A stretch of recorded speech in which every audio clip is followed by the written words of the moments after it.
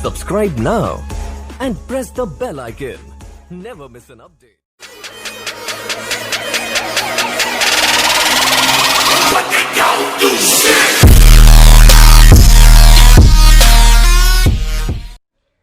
तो आपने सबसे पहले क्या करना है अपने लैंड रिकॉर्ड चेक करने के लिए, आप गूगल खोलेंगे, उसके बाद भूलेख उड़ीसा आप टाइप करेंगे और एंटर करेंगे तो आपके पास ये सारे रिजल्ट्स आ जाएंगे। इसमें सबसे पहला रिजल्ट है, आप देख रहे हैं भूलेख उड़ीसा का, ये गवर्नमेंट की वेबसाइट है। आप इस पर क्लिक करेंगे, उसके बाद ये भूलेख उड़ीसा की वेबसाइट खुल जाएगी।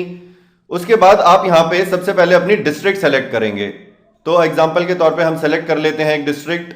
उसके बाद आप अपनी तहसील सेलेक्ट करेंगे, फिर आप अपना गांव या विलेज का नाम सेलेक्ट करेंगे। तो अभी मैं एग्जांपल के तौर पे एक सेलेक्ट कर लेता हूं, यहां पे मैंने एक विलेज सेलेक्ट कर लिया। फिर आप खतिया नंबर, प्लॉट नंबर या टेनेंट नेम से सेलेक्ट कर सकते हैं, किसी भी तरीके से आप सर्च कर सकते हैं। तो हम एक एग्जांपल के तौर पे खतिया नंबर से सेलेक्ट कर लेते हैं। 10 खतिया नंबर मैंने यहां पे सेलेक्ट कर लिया। तो ये ROR होता है आपका रिकॉर्ड ऑफ राइट्स। तो ROR का फ्रंट पेज आप यहां से क्लिक करके देख सकते हैं। इस तरीके से आपको लैंड रिकॉर्ड अपनी डिटेल्स मिल जाएंगी, यहां पे सारी डिटेल्स आ जाती हैं। यहां पे आप इसका बैक पेज भी देख सकते हैं। तो ये इस तरीके से आप ROR का बैक पेज देख सकते हैं। ये वापस आप फ्रंट पेज पे चले जाएंगे, फिर आप खतिया पेज पे वापस जा सकते हैं बैक करके।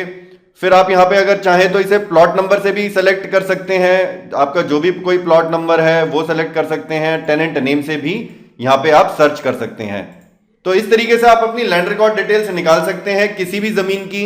आप अपनी खुद की जमीन की भी डिटेल्स निकाल सकते हैं। आप किसी लैंड को परचेज करना चाह रहे हैं, आप उस जमीन की भी डिटेल्स निकाल सकते हैं। आप ये पब्लिक रिकॉर्ड्स हैं, आप किसी भी जमीन की डिटेल्स निकाल सकते हैं।